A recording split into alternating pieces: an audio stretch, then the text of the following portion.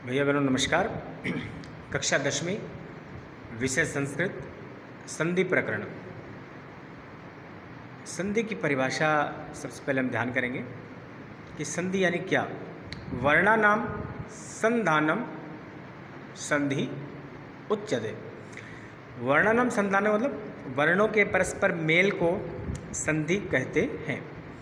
अब संधि के मुख्य प्रकार कितने हैं तो भैया बहनों 3 प्रकार हैं। पहला स्वर संधि जिसे अच् संधि भी कहते हैं, और दूसरा प्रकार है व्यंजन संधि जिसे हल संधि भी कहते हैं। तीसरा प्रकार है विसर्ग संधि जिसमें विसर्ग के साथ और व्यंजनों का स्वर का मेल होता है। अब स्वर संधि को हम सबसे पहले से समझेंगे। स्वर संधि का मतलब जिसमें स्वरों का मेल हो, जिसका पहला प्रकार है यण संधि। अब भैया बहनों यण संधि को हम पुस्तक में किस प्रकार से उदाहरण दिए गए हैं हम ठीक से समझने का प्रयास करेंगे। पहला प्रकार यण संधि जिसके अंदर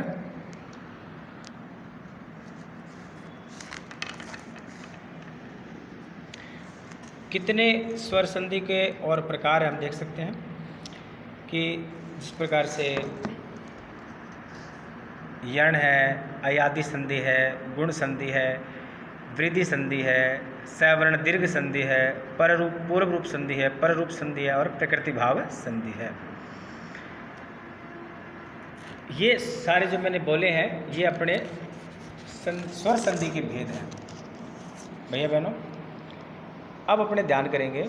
सबसे पहले मैं आपको बताता हूँ यण संधि। वैसे तो क्या है कि आपको पता है कि शिक्षण के अंदर कुछ विधियों का उपयोग करते हैं। जैसे एक विधि है आपके आगमन निगमन विधि, जिसके अंदर क्या होता है सरलता से कठिनता की ओर। इसलिए हम आपको बताऊं मैं कि 14 जो माहेश्वर सूत्र हैं, यहाँ लिखा है माहेश्वर सूत्र। माहेश्वर सूत्र दूसरी पंक्ति में लिखा हुआ माहेश्वर सूत्र, यानी माहेश्वर सूत्र को माहेश्वर सूत्र क्यों कहा जाता है। माहेश यानी भगवान शिव। भगवान शिव ने जब डमरू बजाया तो उसमें से स्वरों का निर्माण हुआ, और पाणिनि ऋषि जी ने और ऋषि मुनियों ने उनको एक और उपयोग करते हुए और माहेश्वर सूत्रों की रचना करी, जिनके आधार पर भैया बहनों ये संधि प्रकरण हमारा चलता है। तो अब हम इसको कठिनता से न समझा करके बिल्कुल सरलता से यण संधि का एक सूत्र बताता हूँ मैं आपको। ये सूत्र लिखा हुआ है ई, ऊपर देखेंगे ई उ री लरी, बॉक्स के अंदर ई उ री लरी, ये 4 स्वर हैं और इनके प्लस का निशान लगाओ, यानी बाद में, यानी कि उत्तर पद में अगर असमान स्वर आ जाए, अगर इनके साथ असमान का स्वर, इन चारों के साथ असमान स्वर का अगर मेल हो रहा है तो ई के आगे निशान देख रहे हैं, ई तो य में बदल जाता है, ऊ जो है वो वै में बदल जाता है, री जो है वो रै में बदल जाता है, और जो लरी है ना वो लय में बदल जाता है। ये जो लरी स्वर है ना भैया बहनों ये वैदिक स्वर है, सामान्यतः उपयोग में कम आता है।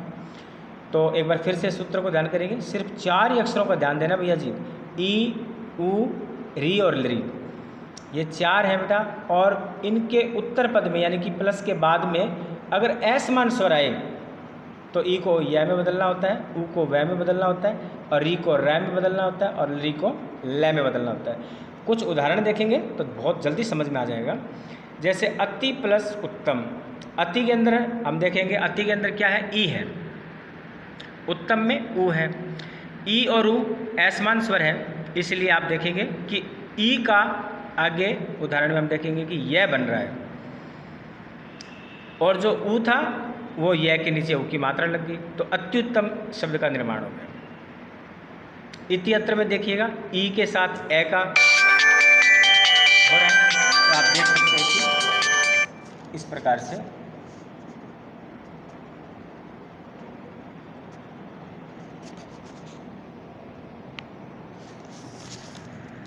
तो ये उदाहरण था।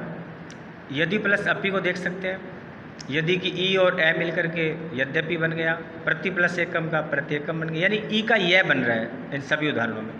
अब ऊ का वह कैसे बनता है, सरल सा उदाहरण देखेंगे। जैसे अन्वय है, अन्वय में अनु का नू के ऊ है, ऊ के बाद में असमान स्वर ए आ गया, तो ऊ और ए मिलकर के आपको पता है जो ऊ है उसका वह बन गया, और न खुद आधा रह गया, यानी कि न में से जब ऊ को स्वर को हम बदलेंगे तो न आधा रह जाएगा, अन्वय है शब्द बन गया। सु प्लस आगतम में ध्यान देंगे, सु का ऊ और इधर असमान स्वर आ है, ऊ और आ मिलने पर आपको पता है ऊ का बदलाव होगा और ऊ बदल जाएगा वह में, वह के आगे आ की मात्रा लग जाएगी, स्वागतम। तो इस प्रकार से ऊ का वह बनता है। री का रह कैसे बनेगा, आप देख सकते हैं कि पितृ का री है, लेकिन आगे स्वर कौन सा है, असमान है, और हमारा सूत्र क्या कहता है कि जब असमान स्वर आ जाए ई ऊ री के बाद में तो री रे में बदलेगा, और इस प्रकार से हमने देखा कि और री का रे बन गया और ये पित्रे बन गया, मातृ का री का फिर और रे बन गया और आगे आ है तो पित्त मात्रादेश हो गया। तो इस प्रकार से कुछ उदाहरण है, री का रे इस प्रकार से बनता है। और ली का ध्यान करेंगे, ली प्लस आकृति, ली एक स्वर है, वैदिक स्वर है, ली के बाद में असमान स्वर आया है तो ली का लय बन गया और लाकृति हो गया। ये कुछ 4 उदाहरण इसके दे रखे। तो भैया बहनों, संधि प्रकरण में आज हम केवल यण संधि तक ही समझेंगे, और आपका गृह कार्य में आप क्या करोगे, ये चारों प्रकार के जो आप देख रहे हैं ए आ ई, ध्यान दीजिएगा, ए आ ई के जो उदाहरण है वो हाँ ध्यान से देखिएगा, और ऐसे ही अंतिम जो बड़ी ई के जो 4 उदाहरण है ये इनको गृह कार्य कॉपी में करना, ये आपका गृह कार्य है और इन्हें स्मरण भी करेंगे। धन्यवाद।